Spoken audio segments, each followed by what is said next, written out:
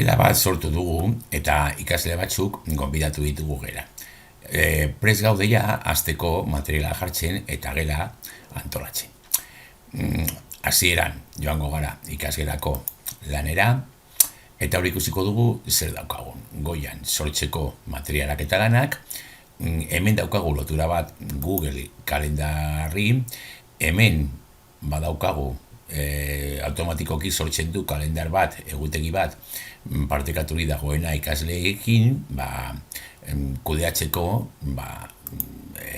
lanak edo egin behar diren gauzak. Eta hemen ikasgelaren drive karpeta, baita ere sortzen da karpeta bat driven, hortik bideratu algara karpetara, baina normalean ez gara ez da sartuko ere karpeta horretan, berak automatikoki egiten dudana eta ez gara ezertarako arduratu behar. Karpeta horrekin, hor gordeko dira, gure lanak eta ikasleen lanak. Orduan hasiko gara ja lanak sortzen. Eta sortuko dugun lehenengo gauza izango dira gaiak. Lehenengoz pensatu behar dugu zertarako egin dugun gela. Izan alda gela osoa kudeatzeko, eta orduan hemen jarriko ditugu gaiak, mate, euskera, inguru eta bar, edo izan alda adibidez gai baterako bakarrik, mate, eta orduan hemen jarri alditugu gaiak ordenean, lehenengo gaia, bigarren gaia, hirugarren gaia, eta kudeatu materia osoa. Suposatu egin dugula gela osorako, eta orduan hemen jarriko ditugu mate, gai bat, eta egituko dugu, hemen sortu da gaia, sortuko dugu beste bat, euskera,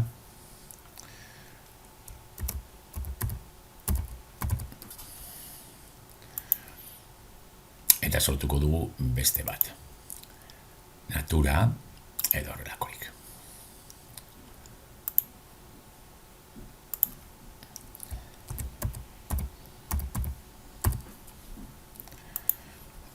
Baditugu bi gai sortuta eta orain hasiko gara bakoitzean bere materiala sortzen edo lanak.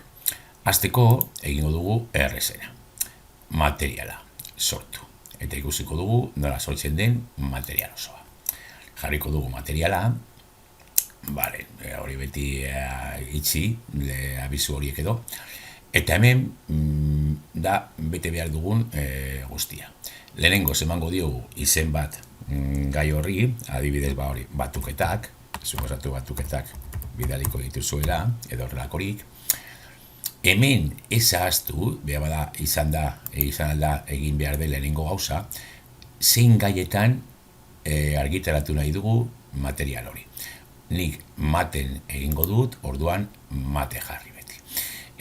Ahazten baduzue, geldituko da gaietatik kanpo, gero berriro sartu behar, berriro kudea jarri hemen gaia edo, etiketa hori, eta galtzen da denbora.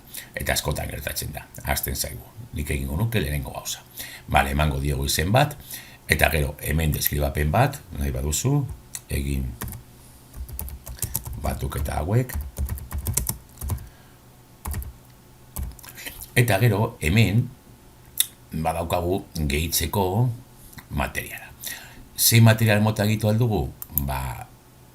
Google Driven daukagun fitxa bat, batuketak baldin badira, egingo duguna izango da adibidez Google Driven gordeta izan fitxa bat batuketekin, eta hortik bertatik Google Drivera baldin bagoaz betiko menua agertuko zaigu, bilatuko dugu bai azkenengoen artean, bai nire unitatean edo, bilatuko dugu dokumentu hori, batuketak dituena, eta gehituko dugu, besterik ez.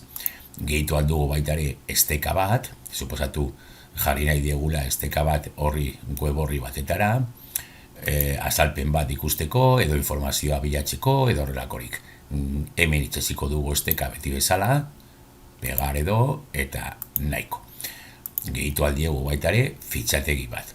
Fitxategi bat, berriro, driven antzekoa da, berdin-berdina, edo hautatu aldugu ordenagailutik, beti bezala, beste fitxategi bat. Eta gehitu aldugu YouTubeko bideo bat. Azalpen bat ikusteko, komentatzeko edo horrelakoa. Eta beti bezala egingo duguna izango da kopiatu bere URL, bere helbidea, eta hemen itsatsi. Hau ja askotan egin dugu. Momentu horretan bertan sortu aldugu dokumentu bat. Adibidez, egin batuketa hauek, sortu dokumentu bat, aurkezpen bat edo horrelakorik, hemen sortuko da Google dokumentuetan, sortuko da dokumentu hori, eta momentu horretan bertan, jarri alditugu hemen ariketak eta batuketak eta horrekoak, eta egituko diogu artxibo hori. Kenduko dut orain, utzi dagoelako, eta horrela beti sortuko dugu lanen bat. Beti, noski, normalean gehituko diogu zeo zer, eta hori dira ditugun aukerak.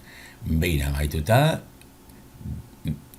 berriro, aukera batzu ditugu. Lehenengoa argitaratu momentu horretan, programatu, lehen ikusi dugun bezala baitare iruzkinekin edo gorde zirriborroa. Gero beste momentu batean saltzeko eta lan egiteko bertan. Edo baztertu zirriborroa. Ez dut erabili nahi eta ezabatu nahi dut. Nik orain egingo dut adibidez gorde zirriborroa, gero ikusteko nola publikatu, eta sartzen bagara ikusten dugu nola hemen, behan, batuketak mate atalean, gaian, agertzen da batuketak, grisa agertzen da, horrek esan nahi du, oraindik ez dagoela publikaturik, eta momentu batean publikatu nahi badut, edo amaitu nahi badut prestatzea eta gero publikatu, sakatuko dut 3 puntuetan, eta egingo dut editatu. Beste aukera bat da ezabatu, baina oraindik editatu nahi dut. Egingo ditut behar bada aldaketak, gehitu orain dokumentua eta ez dakiz zer, eta baitzen dudanean bai orain argitaratuko dut. Argitaratu, eta momentu horretan, ja, batuketak agertzen da, ikasleari agertuko zaio lana ja batuketak, lehen grisa zegoenean, zirriborroa zegoenean, ikasleari ez zaio oraindik ez zela agertzen. Bakarrik agertzen zaio publikaturik dagoenean, guztiz publikaturik dagoenean. Eta baldin bagoaz korrontera, hemen jartzen du, Jose Kontrol erabiltzaileak material berria argitaratu du, batuketak. Ikasleari ere agertuko zaio, hor dagoela material berri bat, eta baitare jasoko du e-mail bat bere korreoan esaten material berri bat dagoela publikaturik.